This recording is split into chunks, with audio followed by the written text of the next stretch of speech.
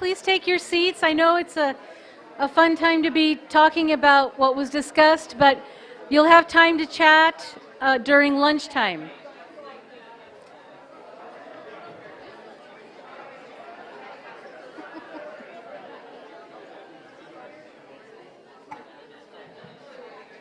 Okay, I'm going to use my teacher's voice. Silencio, por favor. Muchas gracias. We have another panel to enjoy. But before we do that, I just wanted to make a quick announcement that the Pima Community College Foundation is taking donations, and at the registration table, they're there if you're interested in contributing. So thank you very much. So just like with the first panel, we have a second group of panelists who will be addressing the same issues on the contributions of ethnic, gender, and transborder studies to students' education and community well-being. So the three panelists are, and they'll be speaking in this order, Dr. Catherine Nakagawa, Associate Professor, Asian Pacific American Studies from Arizona State University, Maria Leonard Olson, attorney and independent author, and our third panelist is Judith Squeer, transgender queer activist and student at Pima Community College. So please welcome them for our second panel.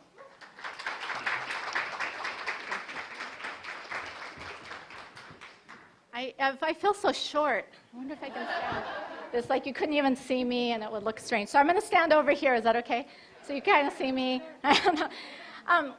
A few years ago, I went to a musical called Anything Goes. I'm a low-key Broadway musical fan. Some of you might know the musical. I had known the songs in the musical, but I didn't really know the plot. And I was sitting there with my teenage daughter in the dark, and two characters enter in that play. One is called John, and the other one is called Luke. And for those of you who are familiar with it, the two characters are stereotypical Asian characters. So they come in and they have long braids down the back and a skull cap, and they're wearing costumes that look like, oh, is that better? Oh, yes. Is this all right? I'll just do this. Okay. They're wearing costumes that look like pajamas, silk pajamas of some kind. So my daughter and I look at each other and we roll our eyes. But at the same time, what washes over me are feelings of embarrassment and shame and anger. And I'm sure for any of you who have faced racist caricatures of some kind that you identify with, or sexist or homophobic ones, these same feelings come over you. So what ethnic studies has done for me, and what some of my other training has done, was it allowed me two things. One was to recognize the psychological resistance that I feel. So psychological resistance is the sense of things when you see something that you identify with in society, some stereotype or something, and you turn against yourself with that. So there's a little bit of shame and internalized racism that comes along with it, where there's a part of me that didn't want to be part of the Asian group that this caricature was representing. The other part is a political resistance, and that's really what ethnic studies and these other areas of study do, is they allow us to figure out, hey, what's wrong is that representation. And what we need to do is figure out what's wrong in society and in our systems that allows for representation like that to continue to occur even in 2015. And, you know, I happen to know, because in Phoenix, it's not a huge artistic world all the time, so I knew some of the people who were part of that production, and I thought, you're smarter than that. You can still stage a 1930s musical, but do you have to fall back on old racist stereotypes as an easy laugh? That's not necessary. Those two characters might be props in order to further the plot, but I bet there's a smarter way you can use them, that you can costume them at least, that you can do something different with them. So our Asian Pacific American Studies program was born from community resistance and discussion.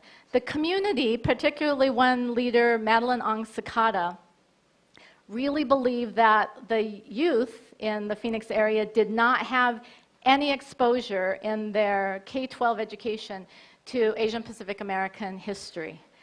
And her father had been the first, Wang F. Ong, had been the first Asian American state legislator in Arizona. She said nobody knows him, nobody recognizes him.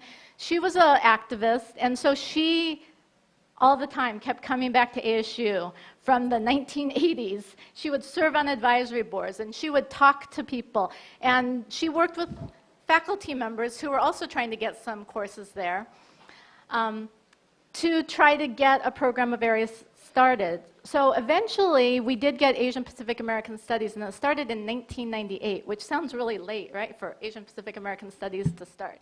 But it only started with the certificate program. We couldn't offer degrees.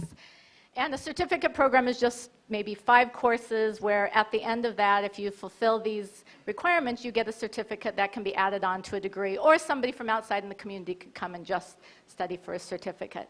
But it allowed a few things. It allowed for faculty to be hired. They did not allow for a director. The director's time in administration came from on the backs of an existing faculty member in another area of study. But it allowed for a few faculty to be hired. The community was really smart about their asks, though, because while they were waiting for the program to be developed, they also asked ASU, well, can you do something in outreach to high school students? And so from that was born a program called Asian Lead. And for many years, it was administered out of the Multicultural Student Services Center at ASU. Unfortunately, that center went away a number of years ago. But and so Asian Lead now is under the responsibility of Asian Pacific American Studies, and we've rebranded it as a PACE, Asian Pacific Advocacy, Culture, and Education. And it's a one-week outreach program to high school students to get them to know a little bit about the Asian Pacific American history that they might know, the history in Arizona that's so key that we have 2 incarceration camps from World War II that were housed in Arizona. So we expose students to some of that. And again, that program, that outreach program, is done with the collaboration of community and other faculty around the campus. The other thing community was really smart about was they got some resources for it. So ASU committed some tuition waivers to Asian Pacific American Studies. So it doesn't go specifically to Asian Pacific American students, but anyone who is doing work in the community or studying in that area is eligible for that. So that allows us to say, hey, if you take one of our courses, you have a better chance of getting one of these scholarships. So their advocacy, their resources also led to this idea of mentoring. So the API community in the Phoenix area would say, okay, if we have some students at ASU and we have some high school students coming up, we're going to get them involved in our community groups so that then they become advocates in our place as we come up. So they had this mentoring program in place also. And that all helped us to get Asian Pacific American Studies in 1998. However, when we had a new president come in, and there were tight budget resources, suddenly it became apparent that maybe there would need to be cuts somewhere, and Asian Pacific American Studies became one of those programs that was on the chopping block. And again, the community stepped in and said, we have fought really hard for this. We're going to be strategic. So faculty members met with the community, and they said, you know, we have a community event coming up. It's our banquet. It's our Lunar New Year banquet. We are going to invite ASU administrators to that. We're going to honor them and ask them to say something at that banquet and put them on the spot. And that's exactly what they did. They had one of the provosts come, and they had him give a few talks, and they asked questions of him, and he committed to, yes, Asian Pacific American Studies will continue, but we need to make sure that the numbers are there for that program to continue. So that was in early 2000s, and we were saved from that. But then ASU went through a lot of other reconfigurations, and eventually our program, which had been standalone for a little while, became in conjunction with African American Studies, Women and Gender Studies, and Justice and Social Inquiry. And we were formed into a new school called the School of Social Transformation. People are like, wow, that sounds cool, right? It does, because although you'd hope higher education everywhere is transforming society, we are really transforming society here. And honestly, we have faculty who are doing so much of the work in addition to like the School of Transborder Studies and American Indian Studies and other programs around the campus. But our program, the School of Social Transformation, is doing a lot of the work. So when we started that process of coming into the School of Social Transformation, at the same time, the community had still been asking, why don't we have a degree? Why don't we offer a bachelor's degree in Asian Pacific American Studies? And so what eventually happened was they were at one meeting with our provost, and the community members sent the students forward to say, hey, we want a degree too for Asian Pacific American Studies. We have one in African and African American Studies. We have one in, at that time, Chicano Latino Studies. We have one in Women and Gender Studies. We have one in American Indian Studies. Why don't we have one in Asian Pacific American Studies? And the provost at that meeting said, we don't have one? And the next day, because I happened to be the head of faculty for Asian Pacific American Studies right then, I get a call saying, hey, the provost wants to fast track this degree. We had been asking for 10 years, right? So in 2008, 2009, I got that call. You can go ahead and propose the degree. So it was a great time. We launched a big booklet that was the state of Asian Americans and Pacific Islanders in Arizona at that time. We were able to push forward the proposal for the BA and minor in Asian Pacific American Studies. We honored some of our faculty members. It had been a 10-year anniversary for when the Asian Pacific American Studies program had come into place at all. And it seemed like things were going well, but we faced challenges all the time. So the ways that we overcome those challenges are through connection and what I like to call creative conflict. So the connection is that we build our program by having affiliate faculty from across the university. We have, in fact, I didn't start in Asian Pacific American Studies. I was an affiliate faculty from education. We share lines with other programs. Two of our faculty are divided between other programs. One is in geography, and one is in the school in counseling psychology and in the School of Family and Human Development. And then our current head of faculty, Karen Leong, who's done so much work with Asian Pacific American Studies, was one of our first heads of faculty, really helped to build the program. Her line is mostly on women and gender studies, and then she does teaching over in Asian Pacific American Studies. So we weren't able to build the program alone. We had to do it through connection, not just for the human resources, but also the intellectual connection.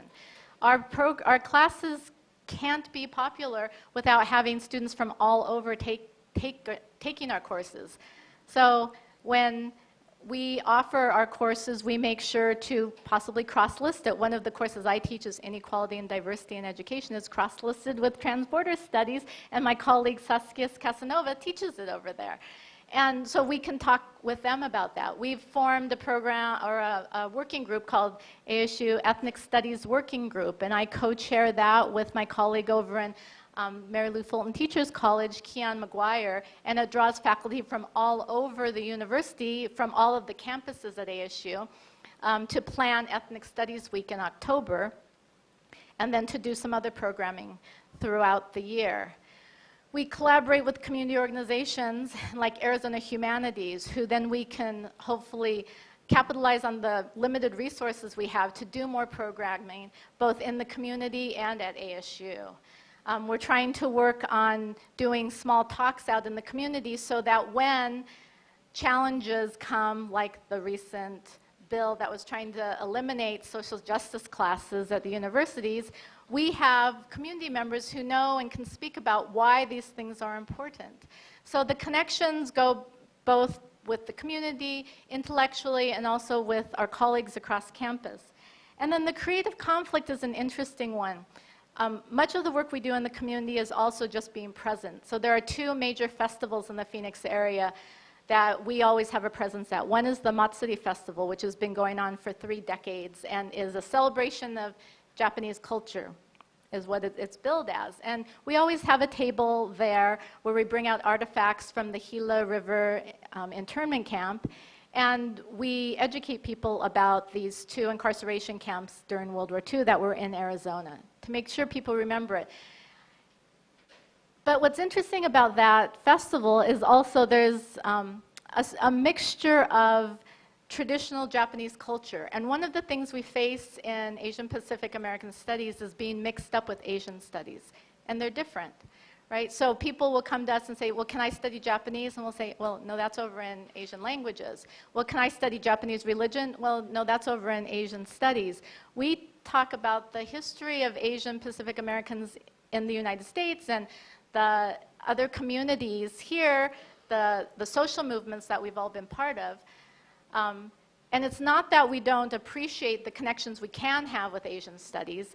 It's that we have a particular stereotype called the forever foreigner stereotype, or the perpetual foreigner stereotype, that we're constantly facing, and that is a challenge to the Asian Pacific American community. So there's that one piece that's kind of a creative conflict that makes us think more in different ways about how do we build connection with some of these other program areas across the campus. The other challenge that we face sometimes is the model minority myth, where, oh, but Asian Americans are doing so well. And yes, some groups of Asian Americans are doing very well, but because we haven't adequately collected the data that can differentiate between some of these groups, they're all under the umbrella of Asian Americans, and there are the groups that are doing very well often make everybody look like they're doing well. But that's not the case. There are groups that are in great poverty that don't do as well educationally. Pacific Islander groups shouldn't be lumped with Asian Americans, although we do that for the sake of numbers oftentimes. ASU recently, I was trying to disaggregate some of the data, and I called them and I said, can I get just the numbers on the Pacific Islanders? And until 2011, I think, they just put Pacific Islanders, well, for a while it was under Asian Americans, then they put them under other, and then they finally disaggregated them, I think, in 2011, 2012, into their own group of Pacific Islanders, so we could see. But the numbers are very small, and in Arizona they're small, although the percentages are growing, right? We're the fastest growing group across the country. The numbers are still relatively small. So that forces us to be a little bit more creative in the ways that we build our connections with others. And what we like to do in our courses is to make sure that somebody who might be sitting in that musical of Anything Goes and they're not Asian American, they would also critique that. They would also say there's a problem with that stereotype. That others recognize that the Asian American groups were there to fight certain kinds of battles, but they're often the voices that we're missing, or we don't recognize that history very much. And we have to be creative in marketing, and that's why we put together recently this video. Do you mind pulling?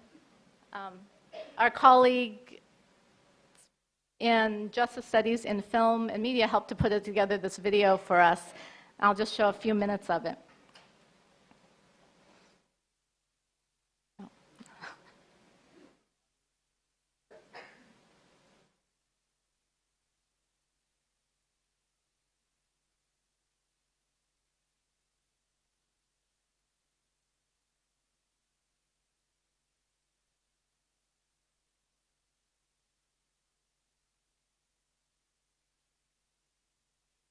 Well, these are some of our faculty, so I'll tell you a little bit about them. We have faculty. This is Brandon Yu, and he teaches a course on Bruce Lee and masculinity and Asian Pacific American psychology. Karen Kuo teaches a course on Asian Pacific Americans in film and genders and sexuality. I teach a course on inequality and diversity in education. Sometimes food and culture we teach a course in. My colleague Joanne Rondilia teaches a course in Hello Kitty, looking at consumerism. So that's Joanne. We teach courses on social movements. We've really tried to be very broad and creative in the kinds of courses that might draw students into them. Even if they're not necessarily majoring, they're at least being exposed to our content. Taking our classes is that you'll see the world in a way that you never thought you'd see it before. Asian Pacific American Studies is important to everybody. I'm Mexican American, but I do find a lot of similarities within my own culture and beliefs within what I study. I identify as multicultural or bicultural, and I felt like I knew a lot about my culture as a Pacific Islander. But after taking this class, I have also learned about just ethnic studies in general. My technical and writing skills have dramatically increased ever since like AP 200. So during my chemical engineering courses, there's like a single method that we to write very technical, chronological order. And with AP 200, I'm able to take different kind of approaches to everything. So I can pull in some history, I can pull in some recent information, incorporate all these elements to show that my paper is not one-dimensional like in a technical paper. Learning APAS, learning the history of Asian Pacific Americans in the U.S. is critically important. When you go into the workforce, you're going to meet various kinds of people who come from different cultures and backgrounds. How you communicate is it's a very important thing of building relationships with your coworkers. Many students I know have the aspiration to eventually own their business. Learning in class in terms of the structural opportunity as well as difficulties or challenges would prepare our students to learn more about the reality, because college is the best time. In an institution like ASU, we want to expose you to as much as we can in the best way that we can, and luckily our classes cover a lot of GE requirements. So you can find almost any designation you need for general studies in our courses, plus you'll have fun and you'll be challenged to think outside the box. We're creating a Bruce Lee course. So I just wanted to mention that, so what the challenge is and what I hope I've been able to help think about, because I'm so happy to be here and I've communicated with some of the faculty here about the work that's being done in the Center for Excellence that you're starting, is that it's really about community, connection, and creative conflict to build this Center of Excellence. So thank you.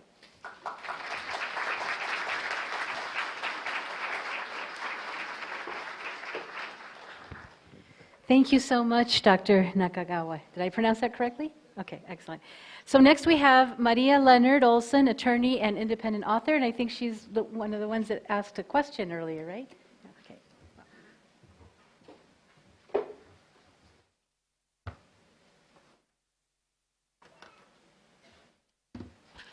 Good morning. I am honored to be here to talk about my experience. I am biracial. My mother's from the Philippines. My father is American of primarily English and Irish descent. People speak to me in Spanish almost every day. And that's okay, because I like practicing other languages. But assumptions are made. Assumptions are made by everyone based on what they see. And some of that is natural, because we need to learn to protect ourselves from a hot stove, for example. But a lot of my life's work as an author has been combating assumptions. My first book is a children's book called Mommy, Why's Your Skin So Brown? And the reason I wrote this book is because I unfortunately raised my kids in a pretty white neighborhood in the Washington, D.C. area, and I was mistaken as the nanny almost every day. The dentist would say, well, what does the mother think? And the Gymboree teacher, for those of you who know who that is, Maria, have you ever had a birthing experience? And I'm thinking, I'm paying for this? And I'm like, yeah, this one was number 2. And in the neighborhood where I raised my kids, the only people of color were domestic workers. And as I said, I'm half Filipina, and even the Filipino domestic workers would come up to me and say, oh, he's so cute, are you live-in? And I'd be like, yes, and I'm sleeping with the father. So I became a pariah. To most of the domestic workers in town would point at me, whisper, and run the other way. But that was okay with me, because I felt like I had had it up to here with the assumptions that were going on with me. I'm a lawyer in D.C. I served in the Clinton Justice Department, but I was in private practice in one of the biggest law firms in D.C., and I was frequently mistaken for a secretary or a paralegal. That burned a little bit, but I think it spurred me to prove myself even more. So I guess that was a silver lining on that. I wrote my second book called Not the Cleaver Family, which was based, the old people who are older in this room might know who the Cleavers were, the Lily White family, the model family of the 50s and 60s, in which the mother, June, would come to the door having just vacuumed in pearls and high heels. the father would be sitting in his easy chair dispensing wisdom every episode to his well-behaved children. So this was not my family. In fact, my parents were forbidden by law to marry in the state of Maryland in 1961. It was illegal in 16 states for interracial marriage to occur. So they had to go to D.C. to get married. Now, the history of racism in our country has always been harsher, for historical reasons, I suppose, against African Americans than against Asians and Latinos. So when my mother arrived in this country to get her master's degree at a university in D.C., the no colored signs that graced many restaurants' doors sometimes applied to her and sometimes didn't, which led to my realization of a very ugly side of racism within people of color, i.e. colorism. I would be reprimanded by my mother when I got tan in the summer. In the 80s, we all slicked on the baby oil and laid out. That's what you did. And she'd say, "Maria, you look like a field hand. What are you doing? Why are you so tan?" And I didn't get it. I was like, "Mom, you can't have it both ways. You can't want me to be American and at the same time carry a parasol like Nana so I don't get dark. That doesn't make sense." Anyway, so my book explored just how much has changed in families in modern America in just 2 decades. In the young people's lifetime in this room, 50%, less than 50% of the US population will be white. You guys are going to see that. I, God willing, will see it. Maybe, maybe not, but you will see it. And that's really exciting.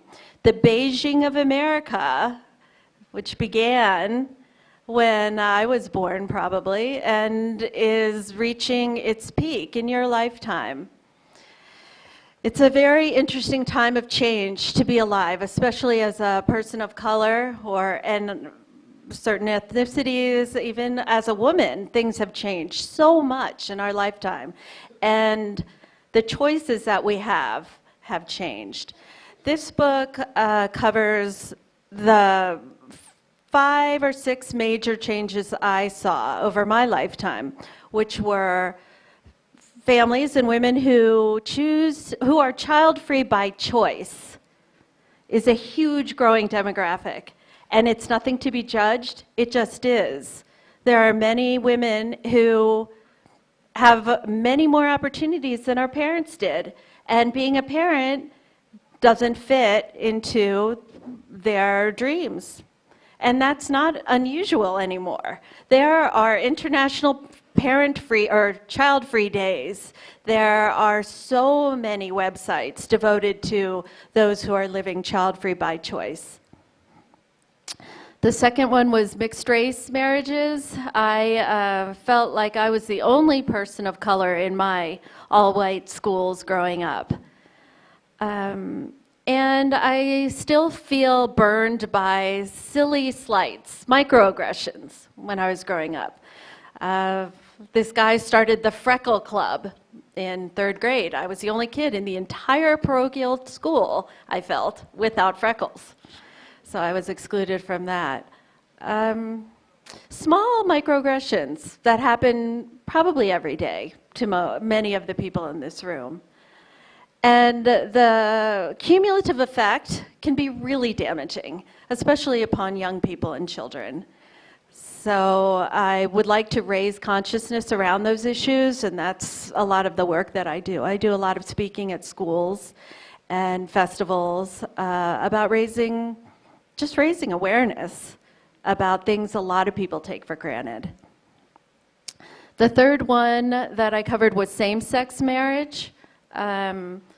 Same-sex marriage, I believe, parallels the fight for acceptance that mixed-race marriages did.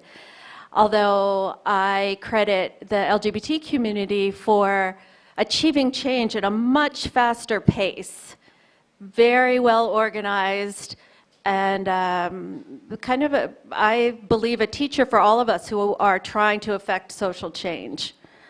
My son is gay, and I am so happy that he's growing up at a time when he doesn't have to necessarily hide who he is or be afraid like so many people did when I was growing up. It was just not accepted. And today, I would wager that every person in this room knows at least one person who is gay. But there's still a lot of work to be done. When I was writing this book and I asked someone I knew in DC, a major metropolitan city, if she would be willing to be interviewed for my book, and she read the preface and said, "No, Maria, you are promoting same-sex marriage, and that's anathema to God's will." And I couldn't scarcely believe that a woman my age who lived in a metropolitan area had that attitude, but it exists. And she said, I said, "Do you not know that my son is gay?" And she said, "Oh my God, what a cross to bear. I will pray for you." And I said, "You know what? I'll pray for you too." And I did quote her in the book. I didn't use her name. I'm sure she's not happy about that. But anyway, so these prejudices remain, and I'm doing my part to try to eradicate them to the best of my ability. My children are both in college right now. My son went to a boarding school for the arts, and they had gender-neutral dorms at his school. It was wonderful. And I see more and more gender-neutral restrooms, which I think is a wonderful development. My children tell me that at their universities, the first day of every class, the students go around and introduce themselves, and they say by what pronoun they would like to be addressed. It's a beautiful thing. We are entering an age in which gender and sexuality is non-binary. That is something that is a little bit alien to older people. I never thought, before my children educated me, to ask, by what pronoun would you like to be addressed? And I co-host an LGBT radio station in DC. I needed to be schooled on that early because I didn't want to step on anyone's toes or unwittingly hurt someone. The other groups that I interviewed hundreds of people, but the other groups were single parents. A lot, because of science, we women are able to have children without a partner now. Families who adopt, especially transracial adoption, as we heard a little bit about earlier, and parents of singletons, single children. When there were families we knew of with one child in the 60s, that was cause for feeling sorry for that poor only child. But it is a very proactive choice by many people today because of resources, time, energy, people who are having kids later. And it's not uncommon. In my daughter's class, there were probably a third of the children were single children. I am happy that my kids go to schools where there are all kinds of diversity groups. And my daughter chose to be part of the mixed group, which is for people of mixed ancestry. That was not something that existed when I was growing up. She, though, is one of the first to graduate with an Asian American Studies minor. The kids had to petition for that because it wasn't, or a major actually, double major. In the 1990s, a student-led hunger strike led to that being allowed as a minor. Hunger strike. Students, young people are yearning for what we're talking about here. I applaud Pima for doing this, and they're going to be at the forefront You are going to be at the forefront of a very important renaissance in education. Yeah.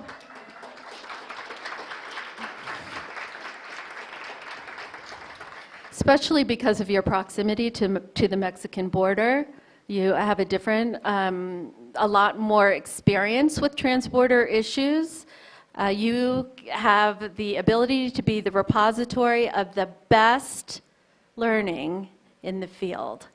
And I am so happy that I got to be even a little part of that. I liked what the previous speakers said about rehumanizing those at the margins, which is what all of you are doing.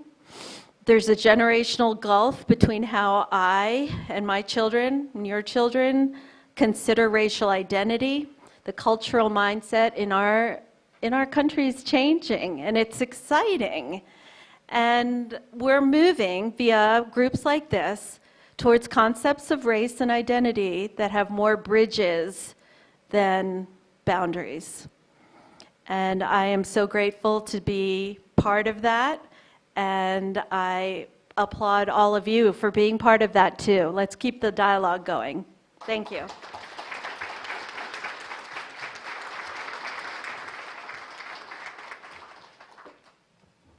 Thank you so much, Maria. And for our third panelist, we have Judith Squeer, transgender queer activist and student at the college. Please welcome her.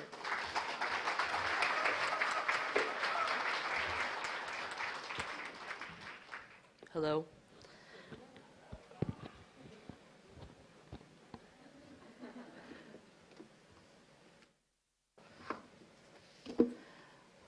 My name is Judith, or Emery, and I love she, her, hers pronouns.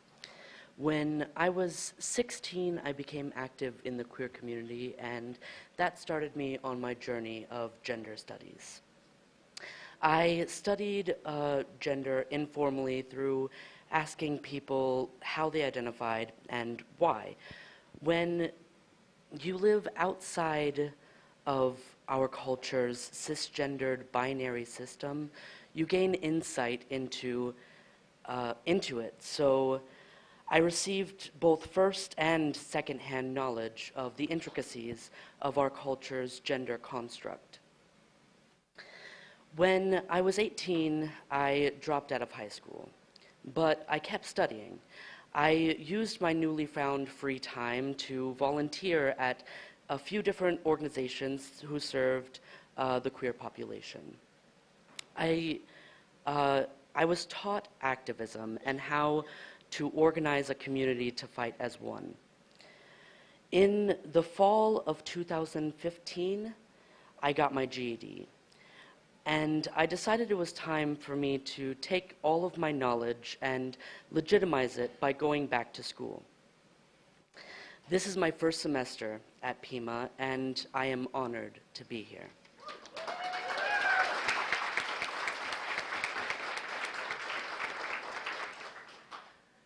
Ethnic, gender, and transborder studies are important because they expose systemic oppression. One of the biggest successes of systemic oppression is being able to hide itself. It hides itself by normalizing the ways it works. It's hard to see that you are being oppressed if you have been raised in a system that taught you that this is just the way things are done. That task becomes nearly impossible if you are not personally affected by the oppression. If you inject small amounts of toxic venom into your body over a large period of time, you will become accustomed to it, and it will no longer make you sick. If a culture introduces microaggressions into its people over a long period of time, the people will become accustomed to it, and it will no longer make them sick.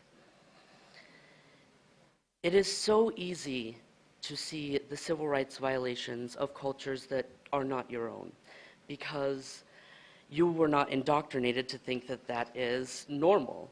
Ethnic, gender, and transborder studies allow us to step out of our own culture and reflect on it with a new point of view. These studies are vital for the fight for equality across the board.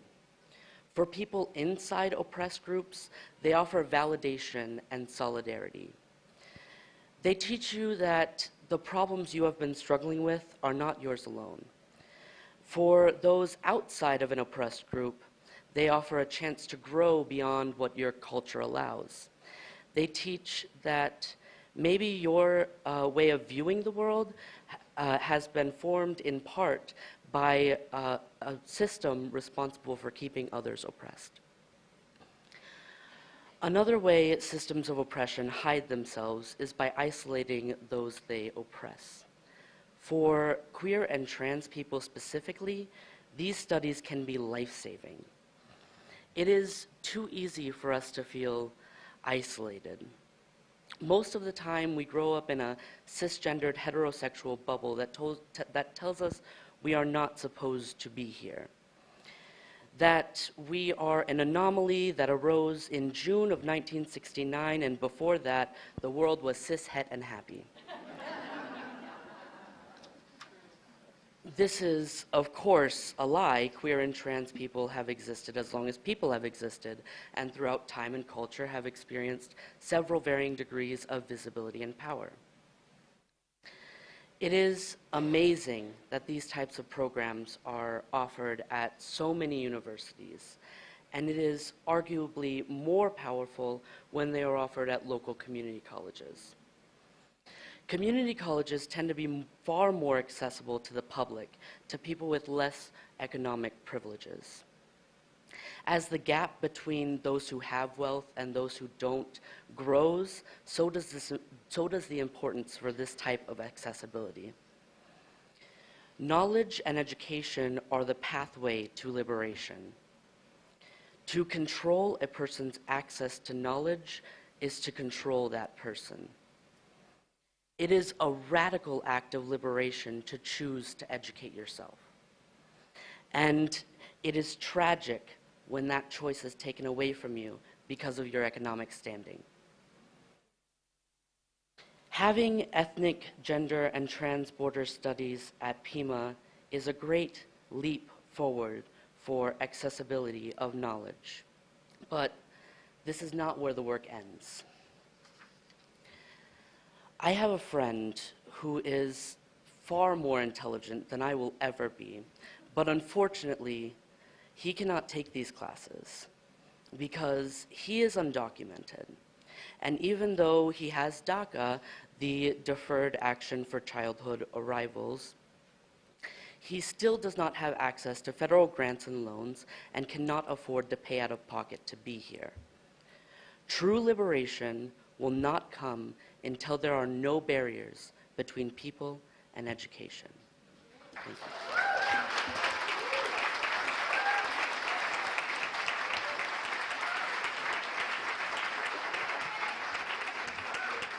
Thank you, Judith, for your inspiring message. I wrote it down. Knowledge is the pathway to liberation, accessibility to education. Thank you very much. So we thank all of our panelists for sharing their knowledge and thoughts and stories. We've reached the end of today's second panel discussion. Unfortunately, because of the time limits, we're not going to have the Q&A that we had hoped to have. So we encourage you that you reach out to the panelists during lunchtime and have a conversation with them. So at this time, we'd like to show our appreciation for today's panelists, to be followed by a student showcase. Then taking us into lunch will be a welcome by Dr. Lorraine Morales and a song, Gracias a la Vida. I don't know if you know that one. I am pleased to perform.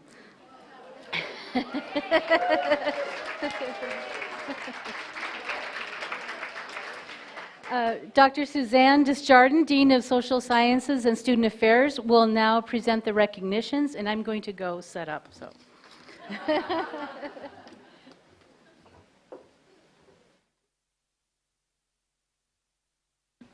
Muchísimas gracias, Dolores. Wasn't that an awesome, awesome experience?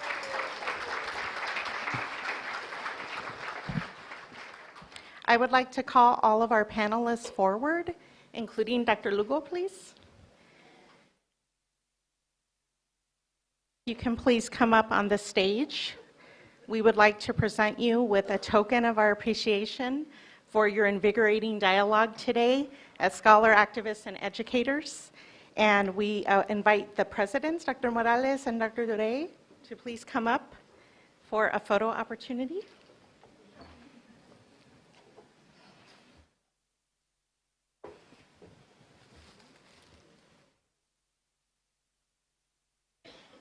And I would also like to call up Dr. Francisca James Hernandez is already here. She is our lead faculty for Ethnic, Gender, and Transborder Studies. And I'd like to call up Rosalia Solorzano, Dr. Diana Rep, Ana Ochoa O'Leary. Dr. O'Leary, please join us. We have had a tremendous effort from our Ethnic, Gender, Transborder Studies work group, led by the folks that are here on stage with us, and of course our panelists. Please join me in a round of applause for recognizing our panelists today.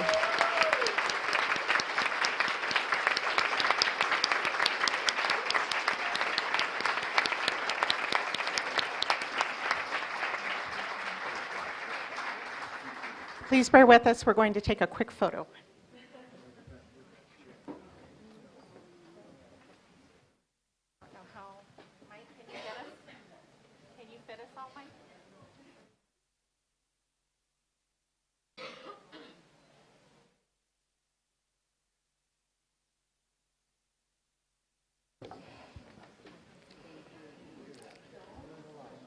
Thank you all so much.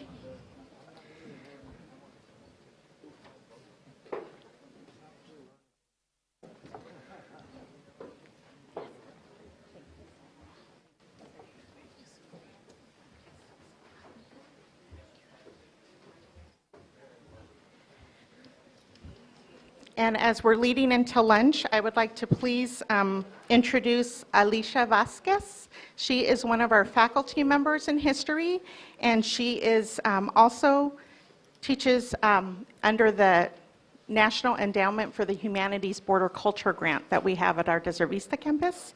And she is responsible for setting up our exhibits, our student exhibits and community exhibits up on the second floor. And she will launch us into lunch. All right. Thank you, everyone.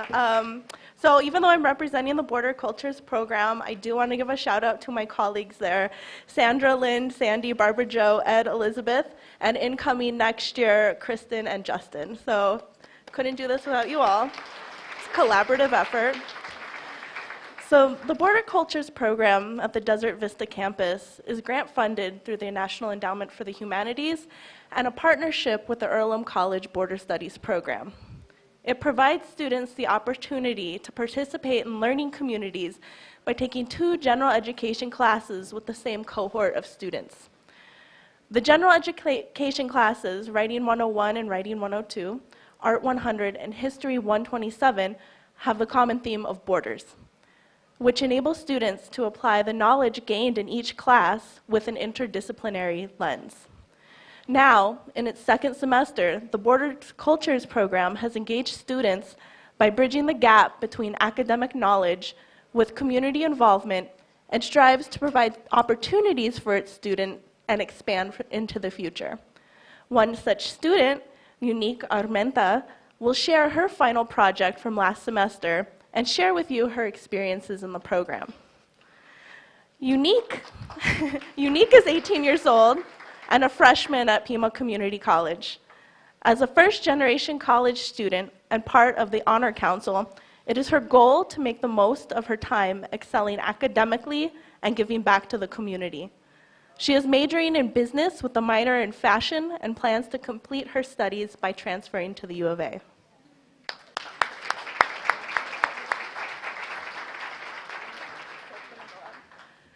And what you're about to see is Unique's final project.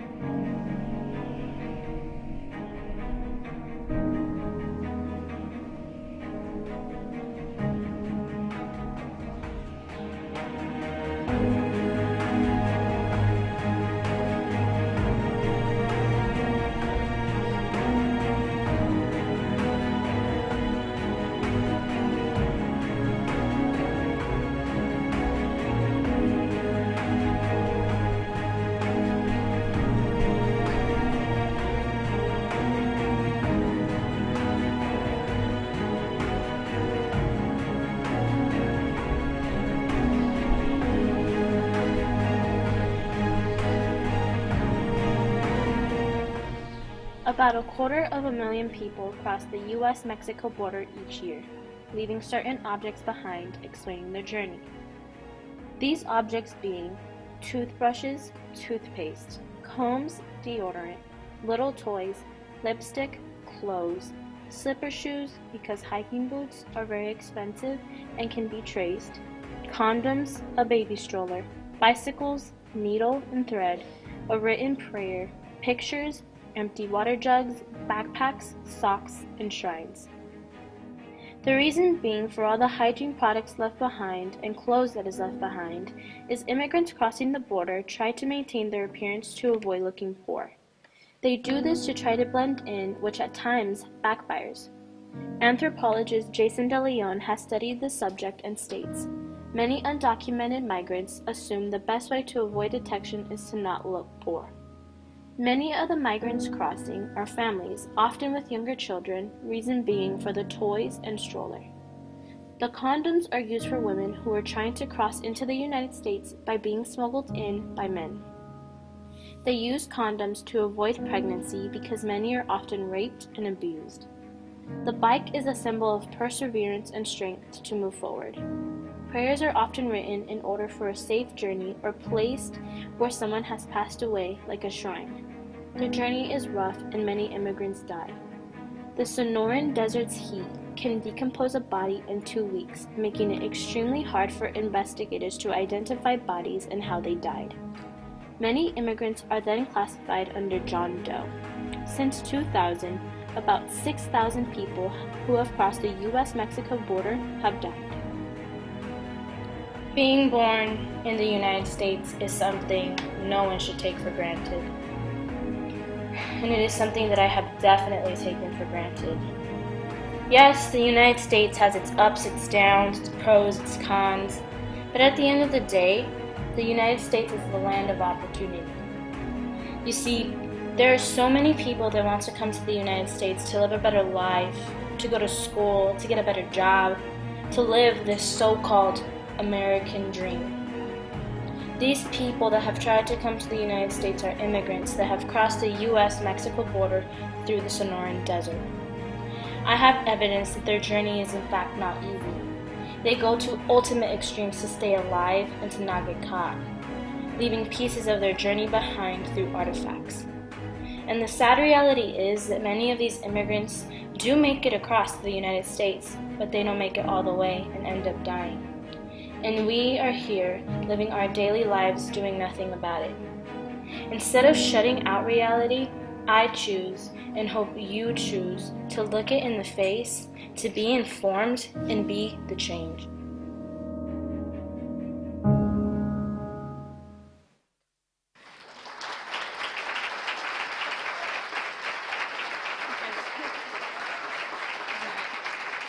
Some of the most committed people patrolling our borders don't work for the Border Patrol. Armed vigilantes, unpaid. All right, can you all hear me? Okay, so first off, I want to thank Alicia and Sandra for this opportunity to speak on behalf of the Borders Cultural Program. I do not take this honor lightly, and I am so happy I was chosen for this opportunity.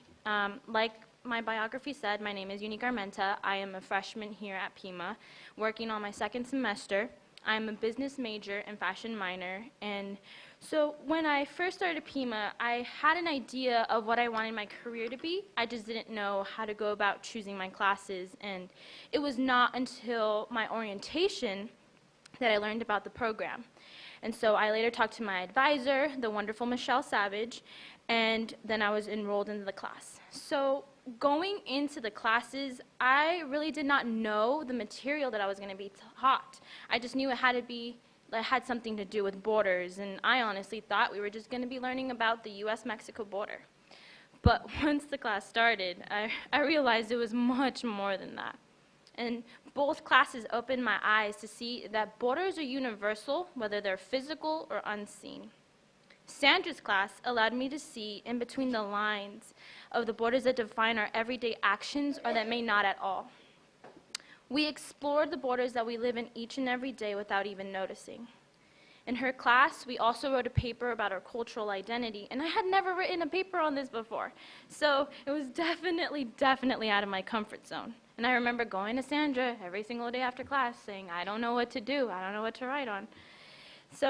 But this paper really helped me dig deep into my family and our past and find out more things about my culture and be proud of who we are ethnically. This is one thing with the Border Culture program. You're able to see how valuable your identity and culture are and be proud of them.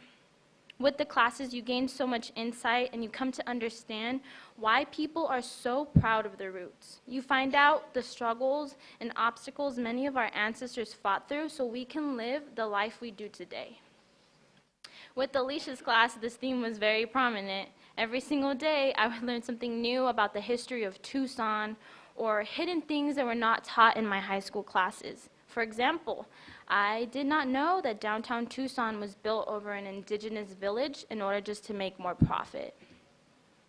Some days, I would leave the class completely upset and learning what really happened behind the scenes in history and the horrifying details and gruesome things that happened to my ancestors and other cultures just turned my stomach upside down.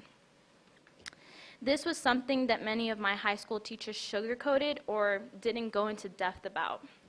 But even though a lot of the material was hard to grasp at times, I was learning valuable information that no one had even taken the time to teach me. And my perspective on life has changed, and learning what really happened in history helped me be grateful for all the sacrifices that were made by my family and my great ancestors. Sandra's class helped me put all my feelings and emotions that I was experiencing from Alicia's class on paper, and Alicia's class helped me put a lot of historical context I could use in Sandra's class. And both classes balanced each other out, and I am so glad I took these classes. Not only did I learn valuable information, but I got to have two great instructors that passionately care about people, their students, but most importantly, the Borders Culture program. With both of these classes, I was able to produce the digital story you all just watched, and I became passionate about the subject when given a homework assignment in Sandra's class to read an article from the NPR Borderlands website. But one article just stuck out to me, and it was the toothbrushes, things left behind, and it just sparked my interest, and I knew from then that that's what I wanted to research and wanted my digital story to be about. And not only was this topic personal to me, being that I am a first-generation American, I wanted to do a different perspective on immigrants who cross the border. I was very interested in the backstory behind immigrants and wanted to see a different side of their journey. Both classes taught me enough information to get my research started, and once my project was done, it was something that I became very proud of. You see, not only do these classes reveal the truth about history, but help you want to make history, whether it be in the classroom or in the local community. These classes make you really think about the lives we live and how we can change any bad situation into a great one. I have gained so much respect and appreciation not only from my culture, but many other cultures. This program looks beyond the physical and digs deep into the root cause of why many people do the things that they do. It gives you great understanding of where you come from and how far you can go. These classes go above and beyond your expectations to challenge you to do more and be more. Thank you, Sandra and Alicia, for your dedication to this program. Your commitment is so evident. You have inspired me to share with others what I have learned, and I believe the truth about history is for everyone to know. Thank you all for your time.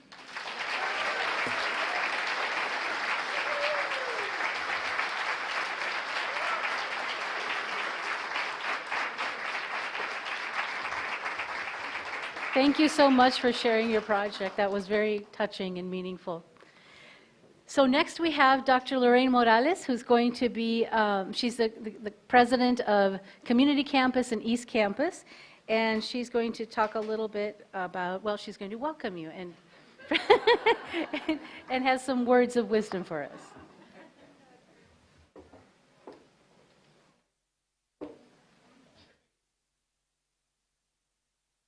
Good morning.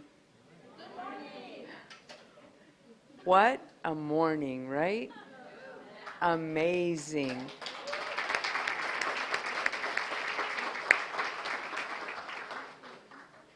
I just love these types of events because I learned so much. And you're perfectly right, Dr. Lykin. We always learn from our students. Listening to the stories always make me think about how I present myself and how we present our programs. Dr. Lugo, those pictures crossing the border into Juarez brought back so many memories for me because we used to drive across there a lot when I was a kid, when we would go and visit my family in Chihuahua. Thank you for the reminders. I appreciate it. The panel discussions were very thoughtful,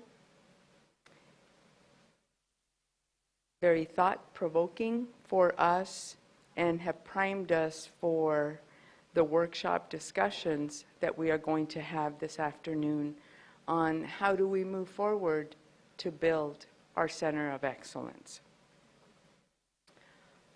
We're short on time. Those are my words of wisdom.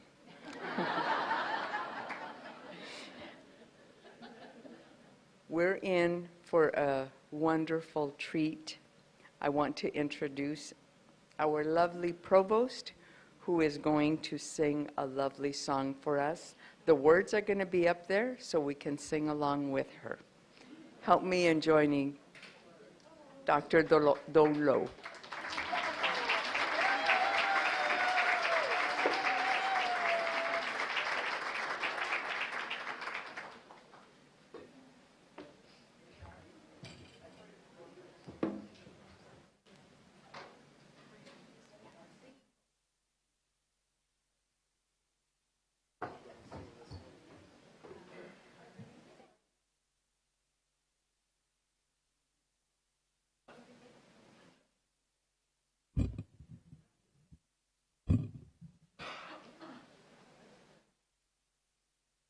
So I'm going to sing a song. Is this on? It's on. Okay. As you can see, it's called Gracias a la Vida, and it's a song I would teach my students around Thanksgiving time. Number is 4. Okay. And it's, I'll tell you a little bit about my family history. So my mom is from Douglas, Arizona. Anybody here from Douglas? Yay! And my dad was from Chile. They met here in Tucson. He came in the 60s before the military coup with Pinochet, and so he had a lot of friends and colleagues who disappeared during that time. And that was probably the first time I saw him cry when all of that happened, and he lost his friends and colleagues, as I said, and family members. So this is a song I sang at his funeral as well. It's a very meaningful song to me, and I think if you've heard it before, it's a beautiful song about appreciating the little things in life. So I haven't practiced that much, but we'll see. I'm among friends.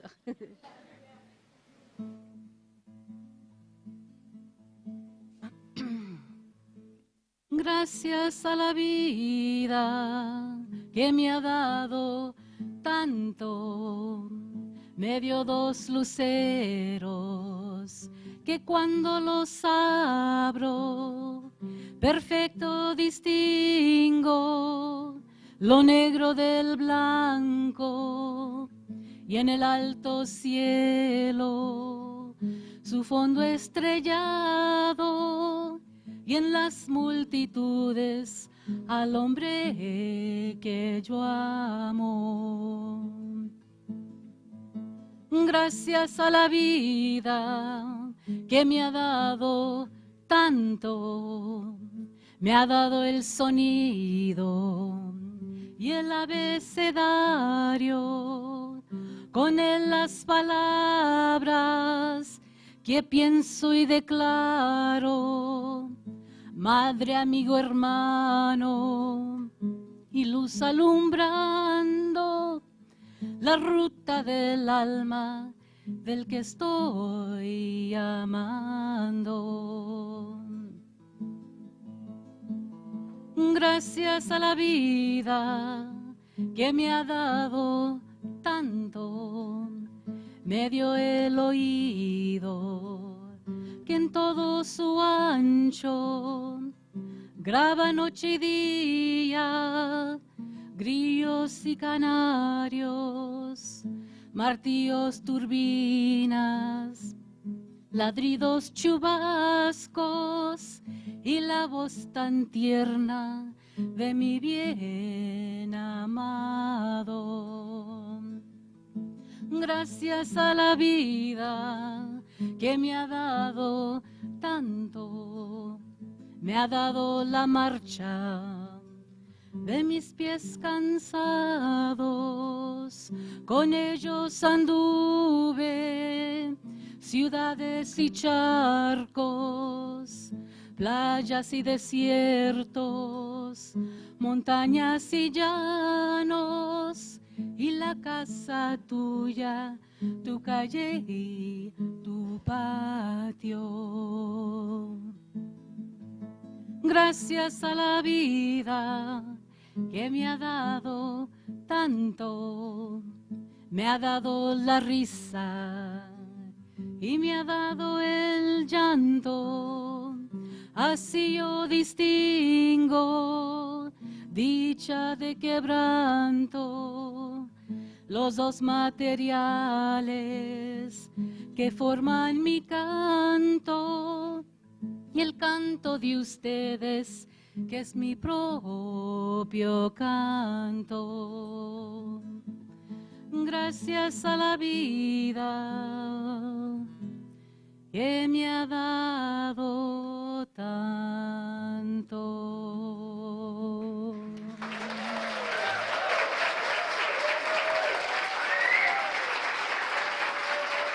Muchas gracias.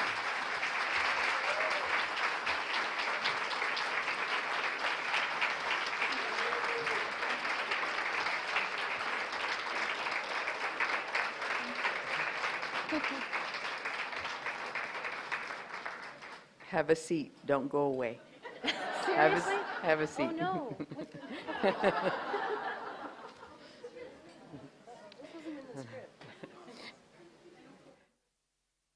She says this wasn't in the script.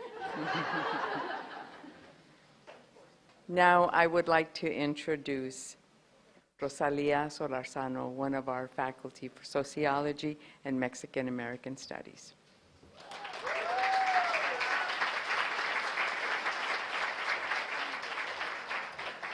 Muchas gracias. Thank you so very much for being here in a moment that will be with us for the rest of our lives, and with more to come in the afternoon, where we get together, mind, heart, spirit, and create, a center of excellence for all of us. And you will be right there in the script. At this moment, I would like to say that it is indeed a radical act of revolution to educate ourselves. So Judith, thank you for that statement. I am honored to present the Sawara Award.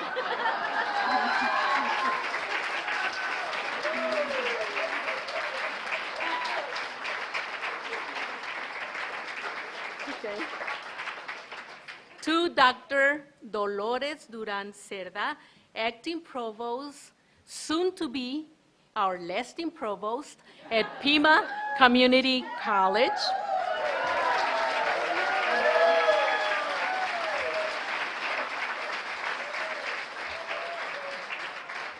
For a lifetime devotion to students, to education, community, and social justice.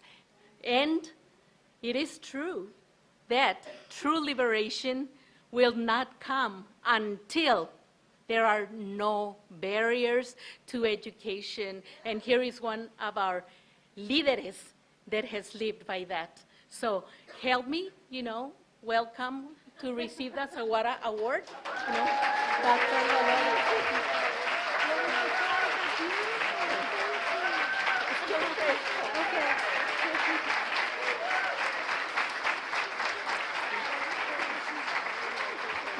Mike?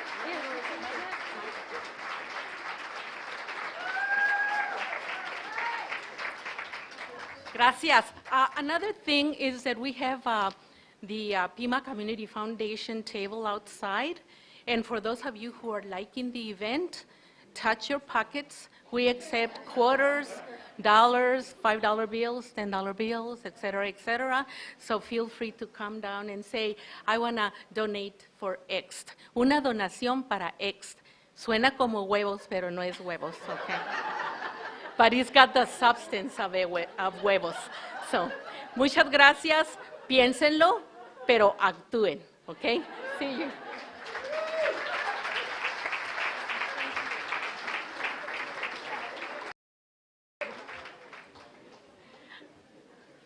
It was hard keeping that secret. Okay, now, I know I'm standing between you and lunch, but don't get up because I have instructions on how to eat, okay? Or how to get your food, I should say. Okay, so the food is going to be served right out here on the patio, and it's catered by Little Mexico. We are very fortunate to have a nationally awarded music group, Gertie and the T.O., the Tohono O'odham Boys. They have kindly agreed to play during our lunch hour. So before you go, check your registration folder for the classroom number to which you will be assigned after lunch. It is on a label on the very front of your folder. You can check the classroom against the map that's projected here and also in your folders. You have a copy of the campus map in your registration folders. The assigned classroom is where you're going to be having the discussion in the afternoon session. Please know where you are going so you can be sure to be there by 1 o'clock, because that's when we're going to get started and get ready for the workshop. The workshops will begin at 1:10. Student volunteers and facilitators are going to be available to help you find your way. Also, I'd like to ask you all to make sure you look at your lunch tickets that are also in your folders to make sure if you have a vegetarian meal or not. The student volunteers will also be out on the patio to help you find the correct line to get your lunch. So please line up in an orderly fashion. Don't mob it. You know, food will be there, and enjoy your food.